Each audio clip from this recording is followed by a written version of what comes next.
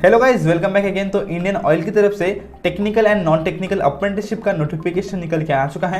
यहाँ पे 12th पास candidates के लिए, ITI जिनका हुआ है उनके लिए और डिप्लोमा होल्डर्स के लिए और यहाँ पे एनी ग्रेजुएट के लिए वैकेंसी निकाली गई है। तो कुल मिला के 527 वैकेंसी है और ये vacancy West Bengal, Bihar, Odisha, Jharkhand and Assam states के लिए निकाली गई है। तो आज के वीडियो में हम इसकी सारी जानकारी देखेंगे, एलिजिबिलिटी की भी बात करेंगे, सिलेक्शन किस तरह से होगा उसकी बात करेंगे और कौन से कैंडिडेट्स आप अप्लाई नहीं कर सकते, इस पॉइंट को हम बारीकी से देखेंगे। तो चलिए फिर शुरू करते हैं इस वीडियो को। तो नोटिफिकेशन में सबसे पहले हम क्वालिफिकेशन की बात कर लेंगे, क्योंकि उसी के बारे में आपको पता चलेगा कि कौन कौन अप्लाई कर सकता है। तो यहाँ पे दो तरह की कैटेगरी रहती है, टेक्नीशियन अप्रेंटिसशिप की और ट्रेड अप्रेंटिसशिप की। तो ट्रेड में जो कैंडिडेट्स आते हैं उनको भी अभी हम देख लेते हैं और टेक्नीशियन में जो कैंडिडेट्स आते हैं उनको भी अभी हम देख लेते हैं। तो यहाँ पे आप नोटिफिकेशन देख सकते हो, ट्रेड अप्रेंटिसशिप फीटर के लिए आप यहाँ पे देख सकते हो, जिनका फीटर हुआ है ITI फीटर, वो यहाँ पे अप्लाई कर सकते हो। फुल टाइम आपका ITI कंप्लीट रहना चाहिए, तभी आप अप्लाई कर सकते हो। उसी के बाद में तो यहाँ पे आप देख सकते हो ट्रेड अप्रेंटिसशिप की वैकेंसी निकाली गई है फीटर ट्रेड के लिए, इलेक्ट्रिशियन ट्रेड के लिए, इलेक्ट्रॉनिक मैकेनिक के लिए, इंस्ट्रूमेंट मैकेनिक के लिए और यहाँ पे मैकेनिस्ट के लिए। तो देखिए ट्रेड अप्रेंटिसशिप में इतनी कैटेगरीज आती है। तो ट्रेड अप्रेंटिसशिप में इन ट्रेड्स के लिए वैकेंसी निकाली गई है और यहाँ पे जो कोड आप देख पा रहे हो, ये कोड आपके स्टेट वाइज दिए गए हैं। तो ये कोड्स मतलब क्या है, तो ये जो कोड है ये आपके स्टेट वाइज कितनी पोस्ट निकाली गई है इस स्टेट के लिए वो बताते हैं। तो यहाँ पे हम ऊपर आएंगे और यहाँ पे आपको दिखा दो, वेस्ट बंगाल में ये जो कोड देख रहे हो आप एक, उसमें ट्रेड अप्रेंटिसशिप फीटर की वैकेंसी है। उसी के बाद में हम नीचे आएंगे तो बिहार में 14th जो कोड है वो है ट्रेड अप्रेंटिसशिप फीटर का। नीचे आएंगे हम ओडिशा में 27th जो कोड है वो है ट्रेड अप्रेंटिसशिप फीटर का। उसी तरह यहाँ पे झारखंड में 40th जो कोड है वो है ट्रेड अप्रेंटिसशिप फीटर का। तो इस तरह से आपको स्टेट वाइज एक पोस्ट का कोड दिया गया है, इसका कोई टेंशन आपको लेना नहीं है। ये यहाँ पे आपको सिर्फ बता रहा है कि ये जो स्टेट है इसमें ये नंबर पे आपका ये फीटर का पोस्ट निकाला गया है, यही बता रहा है आपको यहाँ पे। उसी तरह इलेक्ट्रिशियन में यदि अलग अलग स्टेट के लिए वैकेंसी निकली है तो वो ये कोड्स दर्शाते हैं। यहाँ पे नीचे आएंगे हम तो इलेक्ट्रॉनिक मैकेनिक के लिए भी ये कोड दे रखे हैं अलग अलग स्टेट वाइज और इंस्ट्रूमेंटेशन मैकेनिक के लिए भी ये कोर्स है।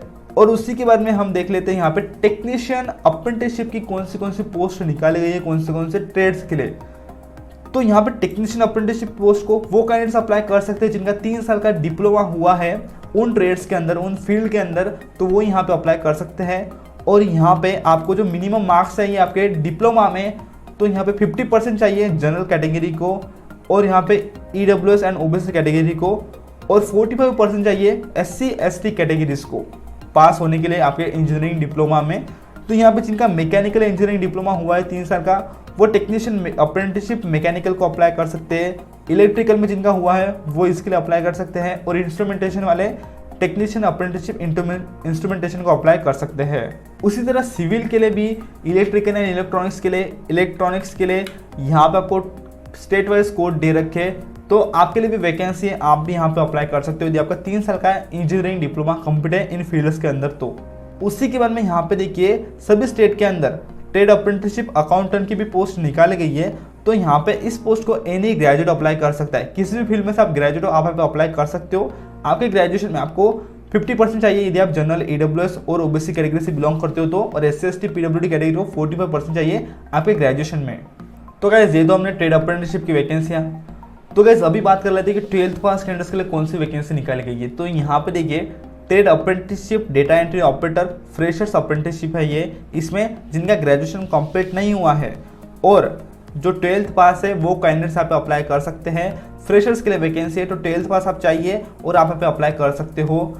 और यहाँ पे नीचे data entry operator skill certificate holders की भी अप्रेंटिसशिप निकाली गई है, लेकिन यहाँ पे 12th पास तो कंप्लीट चाहिए ही आपका और आपके पास में डोमेस्टिक डेटा एंट्री ऑपरेटर का भी सर्टिफिकेट रहना चाहिए।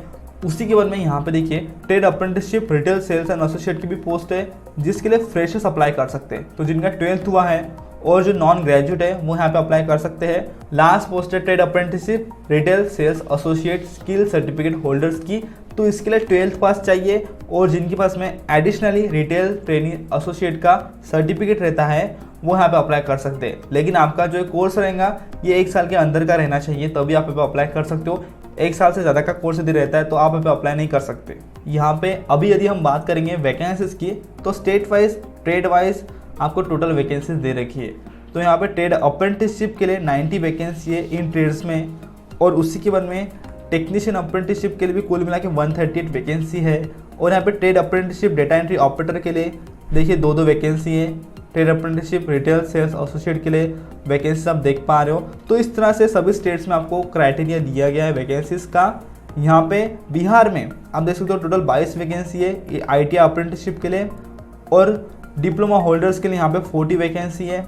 नीचे आएंगे हम तो डेटा एंट्री ऑपरेटर के लिए भी आप देख सकते हो। ओडिशा में भी आपका पे दिया गया है और कोर्स भी आप पे साइड बाय साइड देख रहे हो। ओडिशा में ITI अप्रेंटिसशिप के लिए कुल मिला के 30 वैकेंसी है, और यहाँ पे टेक्नीशियन अप्रेंटिसशिप के लिए 35 वैकेंसी है। नीचे देख सकते हो आप झारखंड के लिए भी आपको ट्रेड अप्रेंटिसशिप की 14 वैकेंसी दे रखी है, और टेक्नीशियन अप्रेंटिसशिप की 17 वैकेंसी दी गई है, और data entry operator retail sales के लिए भी आप देख सकते हो। इसी तरह आपको आसाम के लिए भी देख लेना है, और अकाउंटेंट की भी वैकेंसी आप देख सकते हो यहाँ पे वेस्ट बंगाल में और बिहार में, उड़ीसा में और झारखंड एंड आसाम में कुल मिला के 21 वैकेंसी है। और यहाँ पे सारी जो वैकेंसी स्टेट वाइज वो है 527।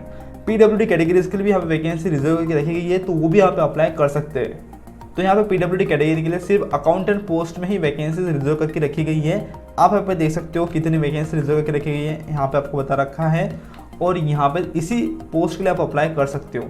यहाँ पे यदि हम एलिजिबिलिटी की बात करेंगे तो जिनका भी फुल टाइम ITI हुआ है वही कैंडिडेट्स यहाँ पे अप्लाई कर सकते हैं। NCVT SCVT रिकग्नाइज्ड इंस्टीट्यूट से आपका ITI कंप्लीट रहना चाहिए। उसी के बाद में यहाँ पे ये जो ट्रेड्स आप देख रहे हो ये फ्रेशर अप्रेंटिसशिप के ट्रेड है। इसके लिए नॉन ग्रेजुएट कैंडिडेट्स अप्लाई कर सकते हैं, जिनका 12th हुआ है, और नॉन ग्रेजुएट कैंडिडेट्स अप्लाई कर सकते हैं। यहाँ पे आपको कोई इंस्टीट्यूशनल ट्रेनिंग या फिर स्किल ट्रेनिंग का एक्सपीरियंस रहना नहीं चाहिए, इस तरह से यहाँ पे बता रखा है।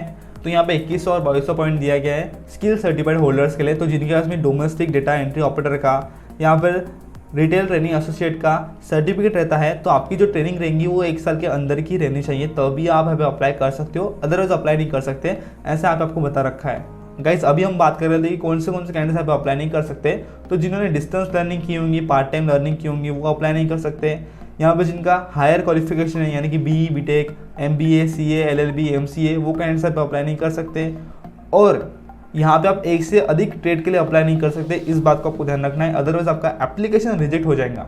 यहाँ पे PWD कैटेगरी इन कोर्स को अप्लाई कर सकते हैं, इन ट्रेड्स को अप्लाई कर सकते हैं, लेकिन आपकी जो डिसेबिलिटी रहना चाहिए वो 40% या फिर उससे ज़्यादा रहना चाहिए। तो PWD कैटेगरी के लिए भी क्राइटेरिया दे रखा है, तो आप यहाँ पर जरूर से देख लीजिएगा। तो यहाँ पे जितने भी कैंडिडेट्स ने ऑलरेडी अप्रेंटिसशिप कर रखी है और जो कर रहे हैं वो भी कैंडिडेट्स यहाँ पे अप्लाई नहीं कर सकते। और यहाँ पे आपका जो एजुकेशन क्वालिफिकेशन रहेगा, आपका एज 31 अक्टूबर 2021 तक ही काउंट किया जाएगा, यानी कि इसके बाद वाले कैंडिडेट्स यहाँ पे अप्लाई नहीं कर सकते। यदि आपका कोई रिजल्ट 31 अक्टूबर के बाद में आता है तो आप यहाँ पे अप्लाई नहीं कर सकते। और गाइस यहाँ पे आपको ट्रेनिंग का या फिर जॉब का एक्सपीरियंस रहता है 1 साल का या फिर 1 साल से ज़्यादा का, तो भी आप यहाँ पे अप्लाई नहीं कर सकते। यहाँ पे एज लिमिट की बात कर लेते हैं तो minimum 18 years and maximum 24 years. और यहाँ पे SC/ST कैटेगरी को 5 साल का रिलैक्सेशन दिया जाता है, OBC कैटेगरी को 3 साल का रिलैक्सेशन दिया जाता है एज में। एज में रिलैक्सेशन लेना चाहते हो तो आपको आपके कैटेगरी के सर्टिफिकेट्स देना पड़ेगा, जैसे कि OBC कैटेगरी को कास्ट सर्टिफिकेट, SC/ST कैटेगरी को कास्ट सर्टिफिकेट, PWD कैटेगरी को डिसेबिलिटी का सर्टिफिकेट, इस तरह के सर्टिफिकेट्स आपको पे दिखाना पड़ेगा। गाइस अभी बात कर लेते हैं कि आपके अप्रेंटिसशिप का ड्यूरेशन क्या रहेगा उसकी। तो यहाँ पे डेटा एंट्री ऑपरेटर की जो फ्रेशर अप्रेंटिसशिप है वो 15 मंथ्स की रहेंगी, और जो रिटेल सेल्स एसोसिएट की फ्रेशर अप्रेंटिसशिप है वो 14 मंथ्स की रहने वाली है, और अदर अप्रेंटिसशिप 12 मंथ्स की यहाँ पे रहने वाली है। अभी बात कर लेते हैं कि सिलेक्शन आपका किस तरह से होगा। तो सिलेक्शन आपके एग्जामिनेशन पर से आपका होने वाला है। तो एग्जामिनेशन का पैटर्न आपको यहाँ पे दिया गया है। आपका रिटन टेस्ट होगा MCQ वाइज, तो यहाँ पे 90 मिनट्स आपको दिए जाएंगे एग्जामिनेशन में, 100 क्वेश्चन रहेंगे उसमें, और यहाँ पे ट्रेड वाइज आपको पैटर्न भी दिया है, तो उसकी हम बात कर लेते हैं। आप आपका पेपर इंग्लिश या फिर हिंदी लैंग्वेज में सॉल्व कर सकते हो। नीचे आप देख सकते हो ट्रेड अप्रेंटिसशिप अकाउंटेंट के लिए आपको पैटर्न दिया गया है। तो इसमें 3 सब्जेक्ट्स के ऊपर आपके क्वेश्चंस बनने वाले हैं। General aptitude including quantitative aptitude 30 marks के लिए, रीजनिंग एबिलिटीज 30 मार्क्स के लिए, basic English language skills 40 marks के लिए। उसी के बारे में ITI अप्रेंटिसशिप के लिए भी आप देख सकते हो पैटर्न आपको दिया गया है। उसमें एक सब्जेक्ट ज़्यादा का है, वो है टेक्निकल एक्यूमेन इन रिलेवेंट डिसिप्लिन, यानी कि आपकी जो डिसिप्लिन रहेंगी उसके ऊपर आपको क्वेश्चंस पूछे जाएंगे, वो है 40 मार्क्स के, और बाकी के ऊपर के जैसे ही है। और जो data entry operator and retail sales associate की एग्जाम रहेंगी वो इन पॉइंट्स पे पूछे जाएंगे उनके क्वेश्चंस, जनरल एप्टीट्यूड पे, रीजनिंग एबिलिटीज पे और बेसिक इंग्लिश पे। तो यहाँ पे सभी कैटेगरीज को 40% रहना चाहिए एग्जामिनेशन पास करने के लिए, और SC/ST PWD कैटेगरी को 35% रहना चाहिए पास होने के लिए। तो यहाँ पे आपका एग्जामिनेशन होने के बाद में आपकी मेरिट टेस्ट लगा दी जाएंगी आपके मार्क्स के ऊपर से, और आगे आपको शॉर्टलिस्ट किया जाएगा डॉक्यूमेंट वेरिफिकेशन के लिए। तो यहाँ पे आप देख सकते हो डॉक्यूमेंट वेरिफिकेशन के लिए कौन से डॉक्यूमेंट्स आपको लेके जाना है वो बता रखे है। तो यहाँ पे आपको ओरिजिनल डॉक्यूमेंट्स लेके जाना है और उनकी एक एक जेरॉक्स कॉपी आपको सेल्फ अटेस्ट करके लेके जाना पड़ेगा, एक बंच बना लीजिएगा। यहाँ पर देखिए 10th पास की मार्कशीट आपको लेके जाना है, वो आपके डेट ऑफ बर्थ को चेक करने के लिए, 12th पास की मार्कशीट, और यहाँ पे आपके क्वालिफिकेशन की मार्कशीट आपको सभी लेके जाना है ओरिजिनल और जेरॉक्स कॉपी, यानी कि ITI में चारों सेमेस्टर की मार्कशीट आपको लेके जाना है। डिप्लोमा होल्डर्स को डिप्लोमा की आपकी मार्कशीट लेके जाना पड़ेगा। इस तरह से क्वालिफिकेशन की मार्कशीट आपको लेके जाना है। उसी तरह यहाँ पे कैटेगरी को सबको कास्ट सर्टिफिकेट भी लेके जाना है। PWD कैटेगरी को PWD का सर्टिफिकेट लेके जाना पड़ेगा। और यहाँ पे जो स्किल सर्टिफिकेट के ट्रेड थे आपको स्किल सर्टिफिकेट लेके जाना पड़ेगा ओरिजिनल और उसकी जेरॉक्स कॉपी भी। तो इतने ही डॉक्यूमेंट्स आपको यहाँ पे लेके जाना है, आप देख सकते हो नोटिफिकेशन के अंदर। और इसी के बाद में आपका यहाँ पे एक मेडिकल एग्जामिनेशन भी होगा, यदि उसमें आप पास हो जाते हो तो आप यहाँ पे फाइनल शॉर्ट लिस्टिंग के लिए सिलेक्ट हो जाओगे। तो यहाँ पे नोटिफिकेशन में इन कोर्स के लिए सेफ्टी शूज़ एंड हेलमेट दिया जाने वाला है। यहाँ आपको लीव एंड हॉलीडेज की भी इन्फॉर्मेशन बता रखी है। आपको यहाँ पे इंश्योरेंस कवरेज भी मिलता है, सुटेबल एक्सीडेंट इंश्योरेंस कवरेज, यानी कि एक्सीडेंट का इंश्योरेंस कवरेज आपको यहाँ पे दिया जाता है। और यहाँ पे आप जब एग्जामिनेशन में जाओगे तब आपको एडमिट कार्ड, आपका आइडेंटिटी सर्टिफिकेट और आपको आपके 2 फोटो भी लेके जाना पड़ेगा आपके एग्जामिनेशन के वक्त। तो यहाँ पे इस तरह से बता रखा है और सभी अपडेट्स के लिए आपको इस वेबसाइट पे चेक करते रहना है। गाइस अभी बहुत ही इंपॉर्टेंट इंस्ट्रक्शंस कि आपको अप्लाई किस तरह से करना है और कौन सी बातें आपको ध्यान रखनी है। तो यदि आप ट्रेड अप्रेंटिसशिप को अप्लाई कर रहे हो तो आपको इस वेबसाइट पे जाके आपका रजिस्ट्रेशन कर लेना होगा, और यदि आप टेक्नीशियन अप्रेंटिसशिप को अप्लाई कर रहे हो तो आपको इस वेबसाइट पे जाके आपका रजिस्ट्रेशन कर लेना होगा। तो बहुत ज़रूरी है, ये करने के बाद ही आपको ऑनलाइन अप्लीकेशन करना है। अप्लीकेशन की लिंक मैं दे दूंगा आपको डिस्क्रिप्शन बॉक्स में। जैसे आप अप्लीकेशन कर दोगे अप्लीकेशन का प्रिंट आउट निकाल लीजिएगा, क्योंकि आपको DV के वक्त वो लगता है, यानी कि आपके डॉक्यूमेंट वेरिफिकेशन वक्त। और एप्लीकेशन करते वक्त आपको कौन से डॉक्यूमेंट्स लगने वाले हैं तो वो देख सकते हो आप। 10th की मार्कशीट, कैटेगरी के सर्टिफिकेट, सिग्नेचर, फोटो, ये डॉक्यूमेंट्स आपको स्कैन करके JPG फॉर्मेट में अपलोड करना पड़ेगा। नीचे आएंगे हम तो इंपॉर्टेंट डेट्स आपको बता रखी है। तो यहाँ पे ऑनलाइन एप्लीकेशन की स्टार्टिंग डेट है 5 नवंबर 2021 और लास्ट डेट है 4 दिसंबर 2021। यहाँ पे आपका एडमिट कार्ड 9 दिसंबर को आ जाएगा। एग्जामिनेशन आपकी 19 दिसंबर को रहने वाली है, और यहाँ पे डॉक्यूमेंट वेरिफिकेशन आपका 29 दिसंबर को रहने वाला है। तो ये टेंटेटिव डेट है, ये चेंज भी हो सकती है। यहाँ पे आपके पास में ये अदर डॉक्यूमेंट्स भी रहना चाहिए, पैन कार्ड, आधार कार्ड, बैंक अकाउंट, इस तरह के डॉक्यूमेंट्स आपके पास में रहना चाहिए। और आपका जो एग्जामिनेशन रहेगा वो कोलकाता, पटना, भुवनेश्वर, रांची, गुवाहाटी यहाँ पे कंडक्ट किया जाने वाला है। इस बात को आपको ध्यान रखना है। तो गाइस मैंने आपको डिटेल में जानकारी यहाँ पे दे दी है। मैं जानता हूँ वीडियो थोड़ा लंबा हो गया होगा, लेकिन मेरी मेहनत के लिए आपको इस वीडियो को जरूर से लाइक करना है, आपके सारे दोस्तों को शेयर करना है, और इसी तरह की वीडियोस के लिए चैनल सब्सक्राइब कर दीजिएगा, क्योंकि आपको लेटेस्ट गवर्नमेंट जॉब की अपडेट यहाँ पे मिलती है। और वीडियो को आपको दोस्तों को शेयर करिएगा। तो मैं मिलता हूँ आपको अगले वीडियो में, तब तक के लिए जय हिंद, वंदे मातरम।